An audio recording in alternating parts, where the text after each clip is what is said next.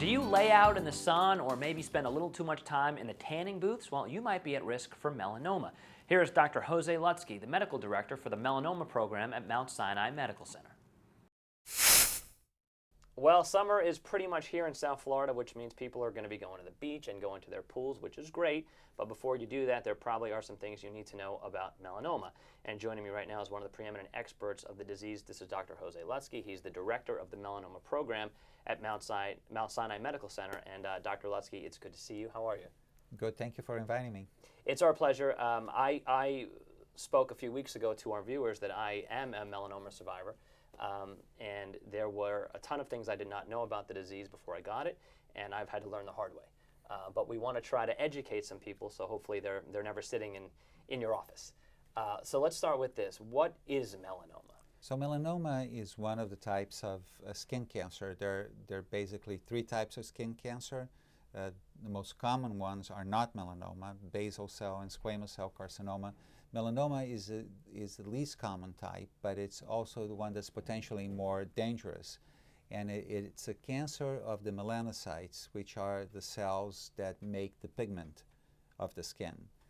So people that are very fair skinned, have blue eyes, have blonde hair, those are the most susceptible. But essentially everyone who has excessive sun exposure is potentially susceptible to melanoma. And I think that's a great point because, again, just one more time to mention my particular case, you know, I'm dark skinned, dark hair, and I never really thought for me it was something I would get. Bob Marley passed away from melanoma, so anybody can get it.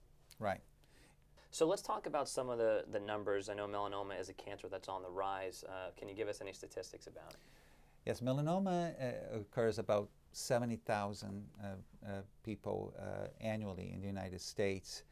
The champions of melanoma, nothing to be proud of, are California and Florida. California being first, Florida being second. New York is actually the third most common, where the highest incidence is, and then Texas.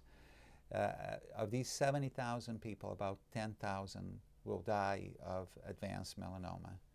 You mentioned New York.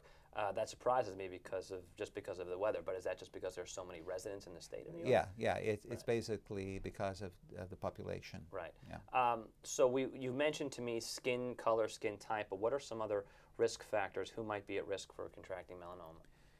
So sun exposure is the major risk factor for cutaneous melanoma, particularly a history of unprotected exposure, especially as a child or young adult. Burning, blistering. It's estimated that a single blistering episode can increase your chance of getting melanoma significantly.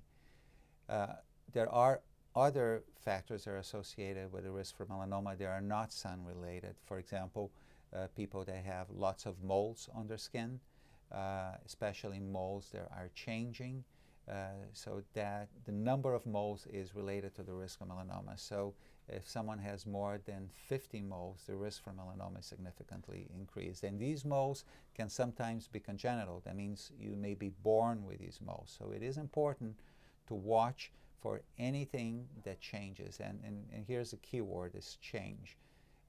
Anything that changes, either grows, changes color, becomes thicker, bleeds, all of these things need to be evaluated by a dermatologist. And as you mentioned earlier with Bob Marley, it happened on the soles of his feet. So sure, you might have a mole that occurs in a part of your body that is sun exposed, but you might get it on your thigh, right? Or on your lower back or somewhere. Or you can get it in the internal mucosa of the body. You can get it in your gastrointestinal tract.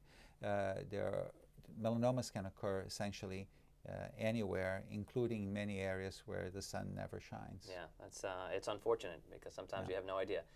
Yeah, but again, you need to stress the majority of melanoma does occur in the skin, and that's the melanoma that we can prevent. Our habits, what we do when we get exposed to the sun, especially in South Florida, can change our risk for melanoma. Okay, so let's talk about that. A few questions. One is tanning beds. I understand tanning beds are not a good idea. Tanning beds are definitely not a good idea. Right. There is clear evidence now that tanning beds and tanning salons have increased the incidence of melanoma. Okay, so tanning beds, not good. If you are going to lay out in the sun, talk to me about what number SPF to wear, what time of day to lay out in the sun, if you want to wear a protective shirt or a hat, things of that nature. Okay, so let's go back to when we need to start doing that. And the best time to start doing this is to protect our children. Educate our children when they go to school, they're in recess, we make sure they have a hat, they put sunscreen on, and that's really the most susceptible period. It's from up until the age of 10, it's estimated that most of the lifetime exposure to sun occurs. So that's really where we really need to focus. But also, beyond 10 is important as well, and we want to try to avoid being out in the sun between 10 a.m. and 4 p.m. because that's when most of the ultraviolet light occurs. If we can't avoid that, and a lot of us can't, then you do want to wear some sunscreen. You want to apply the sunscreen about 30 minutes before you are in the sun. You want to use at least a 30 sun protective factor screen. You also want to make sure that your sunscreen has UVA and UVB protection. Okay, is that what broad spectrum means? Is that what that is? Yes. Okay. Yes. Right. And Mount Sinai was part of an incredible initiative where you put dispensers on the beach, right? Right. Right. This was an idea and a cooperation between the city of Miami Beach and Mount Sinai. The idea was to provide free of charge sunscreens at the site where it's most needed, which is at the beaches of Miami and Miami Beach.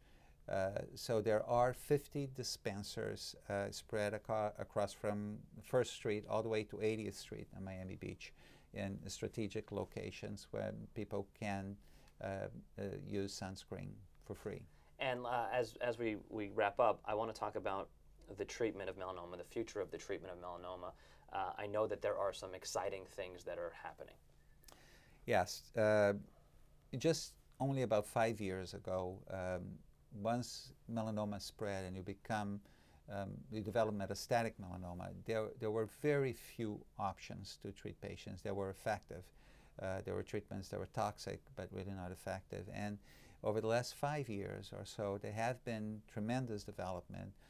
For example, we now use a lot of immunotherapies, and these are treatments that don't affect directly the melanoma cell, but they mess with your immune system. They re-stimulate the immune system to find the malignant cells and kill the malignant cells. And when we do get a response with these types of treatments, they tend to be lasting. We have now been able to actually cure a percentage of patients that have very late and widespread melanoma, which is something that was unthinkable just a few years ago.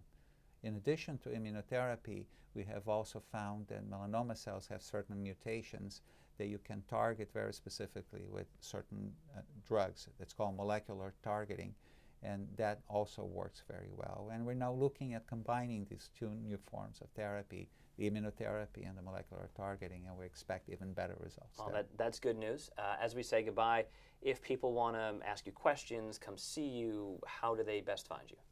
It's better to call the Mount Sinai Cancer Center at 305-535-3300. Okay, Dr. Lutzky, I can tell you that this man, if you have a question about melanoma, this is the person to ask. Good to see you. Thank you.